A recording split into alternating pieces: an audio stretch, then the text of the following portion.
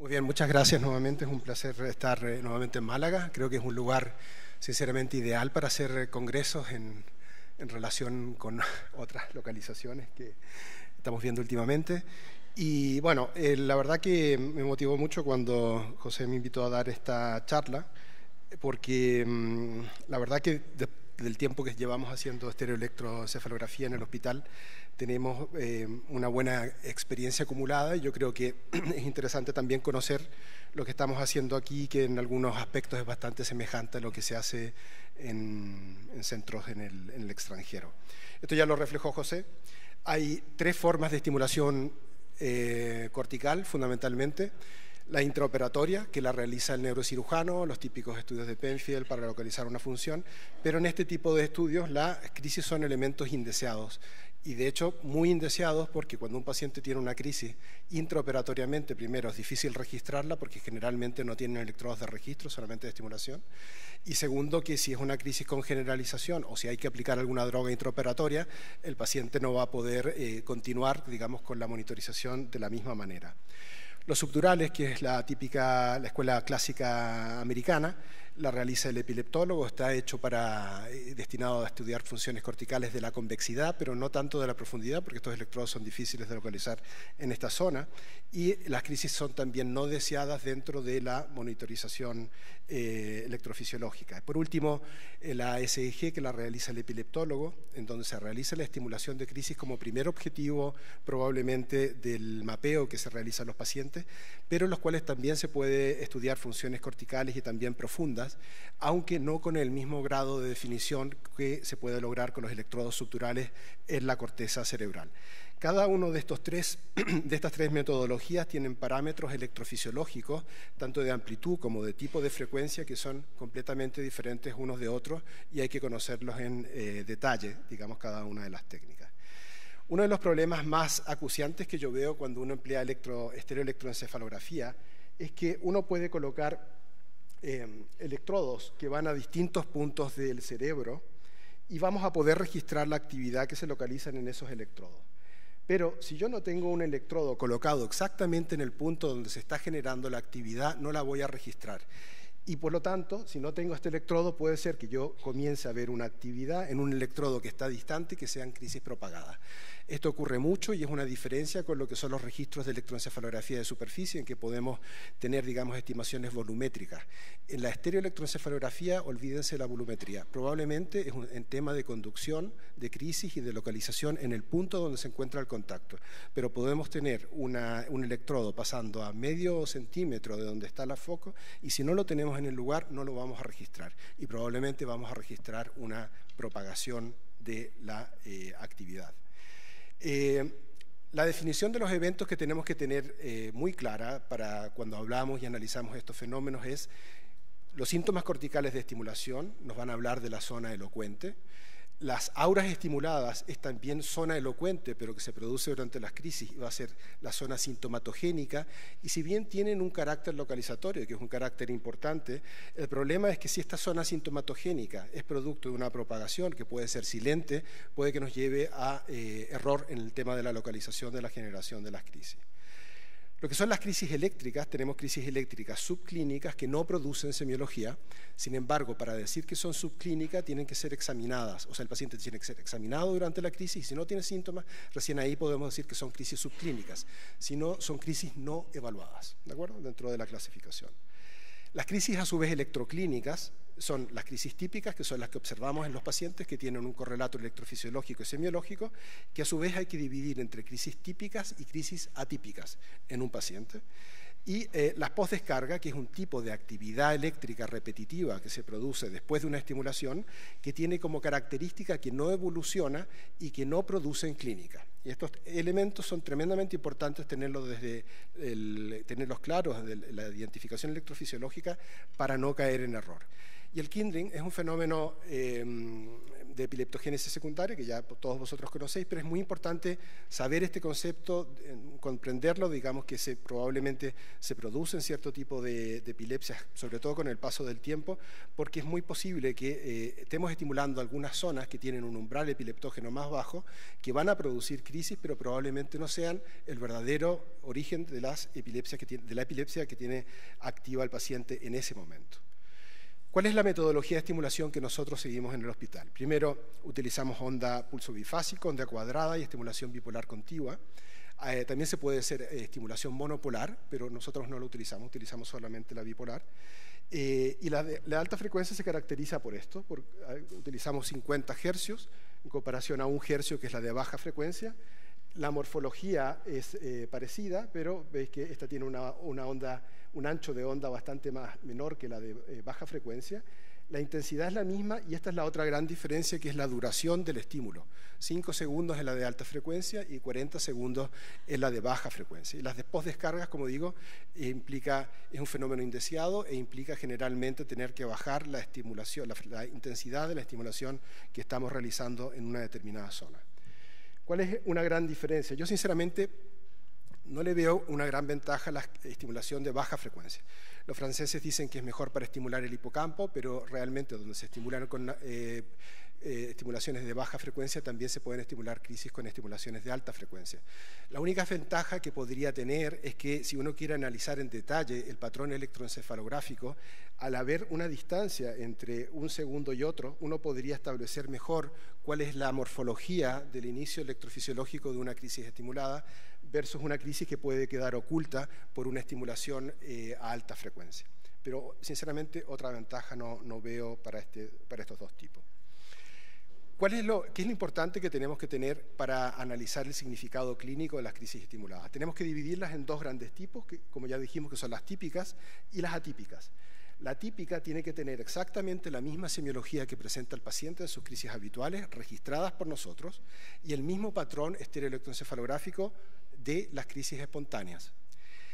Las atípicas pueden tener la misma semiología, pero un diferente patrón electroencefalográfico, o bien una diferente semiología con un diferente patrón electroencefalográfico. La primera, como se entiende que puede ser una crisis que propaga hacia una zona sintomatogénica y que va a producir la misma semiología, pero con diferente patrón electroencefalográfico. Entonces, esto hay que tenerlo muy en cuenta porque hay que analizar las crisis en relación con estos dos elementos. Una de las cosas que también tenemos que ver es cómo vamos a definir la zona epileptogénica. Acá hay dos escuelas, la escuela francesa y la escuela americana. La escuela americana define esta zona de una forma teleológica, es decir, en el sentido de que la zona epileptogénica es la zona que yo necesité resecar para que el paciente quedara libre de crisis. Pero los franceses dicen otra cosa, ¿no? Dice la zona epileptogénica es el sitio de comienzo, igual que la escuela americana, pero también el de la organización primaria de la crisis epiléptica. Entonces, esta organización primaria, si consideramos que este es el inicio, va a ir incorporando el reclutamiento de distintas zonas de activación epileptológica hasta que llega un momento en que eventualmente puede llegar a generalizar. Lo que no dice esta definición es dónde establecemos esta organización primaria de la crisis.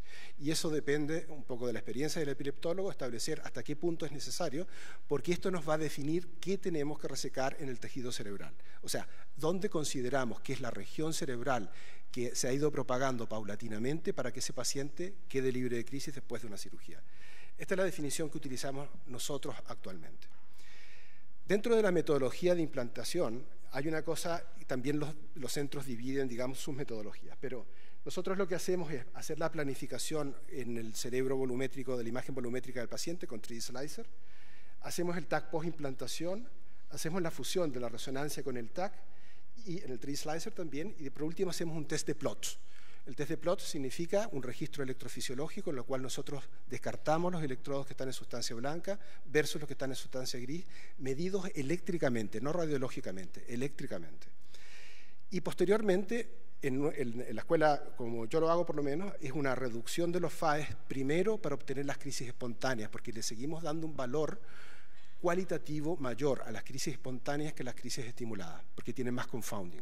Entonces nosotros hacemos al revés de como está descrito en estos papers. Primero reducimos los FAES, vemos las crisis espontáneas y después, cuando ya tenemos estas crisis son suficientes, aumentamos los FAE y ahí vamos a hacer la estimulación de la crisis para no correr el riesgo de perdernos crisis espontáneas por estar estimulando sin bajar fármacos.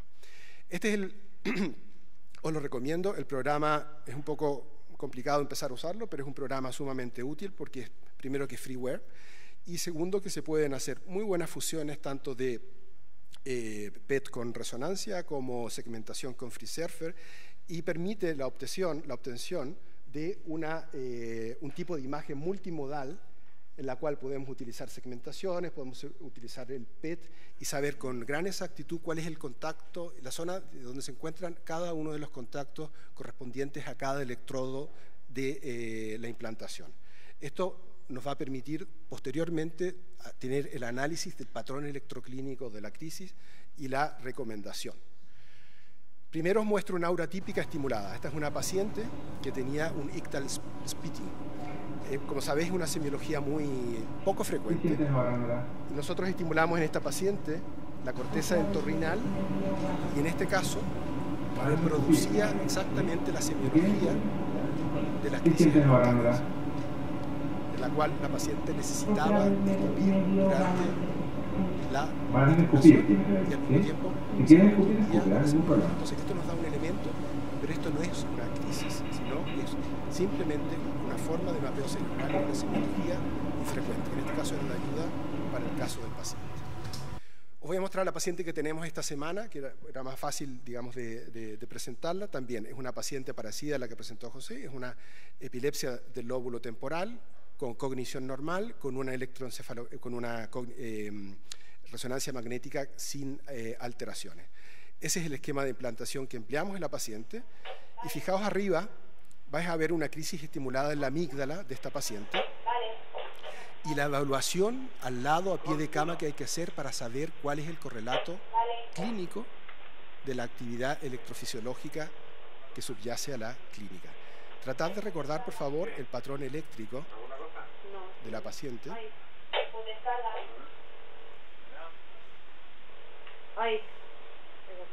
Recuerda la palabra botella. Recuerda la palabra botella. Recuerda la palabra botella. ¿Qué es esto? Recuerda la palabra botella. ¿Y aquí puede ser esto? ¿Señalar la escalera? No. Míralo, señala la escalera. ¿Señalar la escalera? La memoria, nominación de Míralo, objetos. señala la escalera. Tijera. Muy bien. Lectura, la paciente está fásica. Puedes leer lo que pone desconectada. aquí. Tijera. Muy bien. Y tocarte la nariz. ¿Qué pone aquí?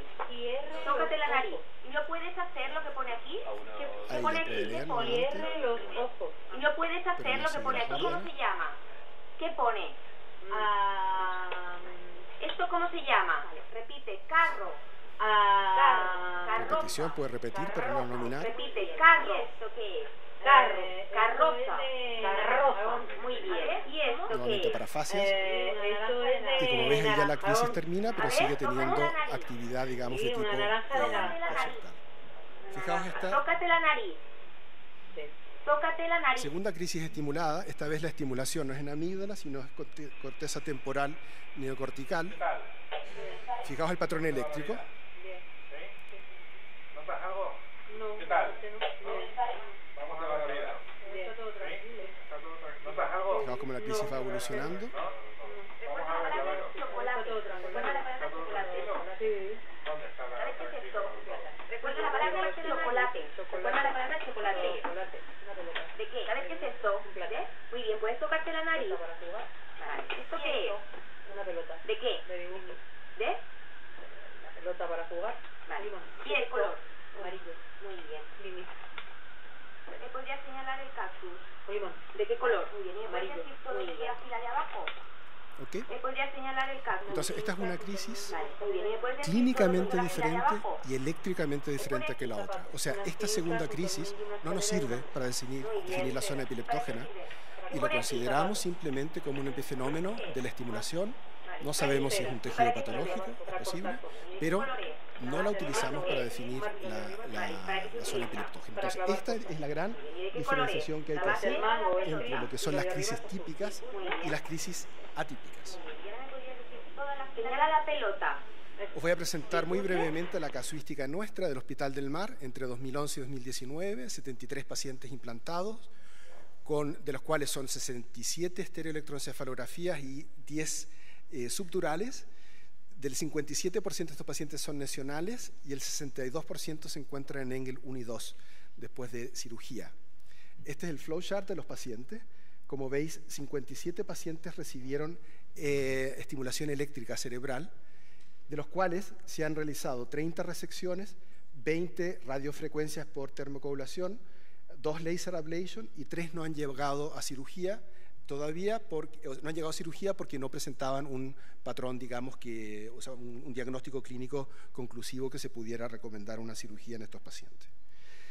La mayor cantidad de estos pacientes fueron epilepsias, como veis, del lóbulo temporal, parietal 12%, frontal 10%, occipitales 10%, epilepsias insulares el 7%. En el 100% de los casos se estimuló alta frecuencia y en el 61% a 1 hercio. Y como veis, la gran mayoría de estos pacientes, el 60% prácticamente, son epilepsias no lesionales y las otras son epilepsias complejas a nivel radiológico. Fijaos, el número de electrodos implantados de estereoelectroencefalografía son 704, con una media de 2 electrodos por paciente. El número de contactos son 7.739 contactos, con una media de 135 contactos por paciente.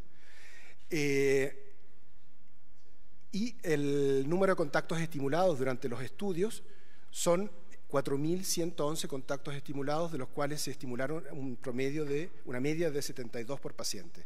El número de crisis estimuladas que se logró recolectar fueron de 180, con un promedio de una media de 4,1 por paciente, versus 415 crisis espontáneas. Fijaos en la estadística de abajo, que es un análisis muy elemental, que dice que los pacientes que tuvieron crisis estimuladas fueron un 74%, pero las típicas solamente fueron un 51%, que eso es bastante parecido a lo reportado por el MNI y por Grenoble. Y la otra estadística que ves abajo también es interesante, que vemos que si hay crisis estimuladas, el 56% está en Engel 1-2 versus 46% en Engel 1-2 si no se logró estimular una crisis, pero cuando ya nos vamos a las crisis estimuladas típicas, el 75% de los pacientes están en Engel 1-2. O sea que probablemente tiene una relación con respecto a la capacidad para localizar esto. Y ya para terminar esta estadística, fijaos que aquí voy a analizar solamente los pacientes que están en Engel 1 a 12 meses. Y vamos a analizar los verdaderos positivos, falsos positivos, como veis la definición ahí, los verdaderos negativos y los falsos negativos. Los verdaderos negativos es cuando la estimulación no genera crisis fuera de la zona epileptogénica, como es de esperar. Los falsos negativos es cuando la estimulación no genera crisis dentro de la zona epileptogénica, y falsos positivos es cuando la estimulación genera crisis fuera de la zona epileptogénica. Entonces, fijaos en este grupo de pacientes que en un 34% de pacientes se logró estimular crisis fuera de la zona epileptogénica, pero en un 65% estaban dentro de la zona epileptogénica. ¿Okay? Hay grupos de pacientes que realmente presentan los dos tipos de crisis, como os acabo de mostrar, crisis típicas y atípicas. Y el resultado y la conclusión de esto es lo siguiente. La sensibilidad de la prueba es baja cuando comparamos los negativos, porque obviamente vamos a estimular toda una serie de electrodos que están fuera de la zona epileptogénica, por eso la sensibilidad es baja, pero la especificidad es tremendamente alta. Es decir, cuando nosotros estudiamos crisis que son verdaderos positivos, que son clínicamente realmente reproducibles, electroclínicamente, tiene un 97% de especificidad la prueba. Y la otra prueba importante es que la exactitud, la accuracy, ¿no es cierto?, es también de un 87%, que es la probabilidad que yo tengo de no equivocarme cuando obtengo una crisis positiva. O sea, este resultado es bastante concluyente, yo creo, para llegar a las conclusiones siguientes, ¿no es cierto?, de que, primero que nada, la estimulación de crisis requiere un riguroso marco metodológico, electrofisiológico. La interpretación electroclínica requiere bastante experiencia en los temas de estimulación cerebral, en términos generales. Las crisis típicas son altamente específicas de localización de la zona epileptogénica. La ausencia de crisis típica, esto ya lo dijo José en la presentación anterior, es un factor pronóstico negativo y es un poco un scary movie cuando no logramos desencadenar crisis. Y La superposición, otro elemento que hay que tener en cuenta es que la superposición de contactos de las crisis estimuladas con lo de las crisis espontáneas es parcial. O sea, no son exactamente la misma área de zona epileptógena y pueden tener contactos que es fuera. Sin embargo, la inclusión de estos contactos de las crisis estimuladas en la resección puede mejorar el outcome quirúrgico en la experiencia nuestra. De hecho, en nuestro centro las crisis estimuladas típicas son rutinariamente electrotermocoaguladas y las incluimos dentro de la zona epileptogénica de la definición para la resección posterior a nivel quirúrgico.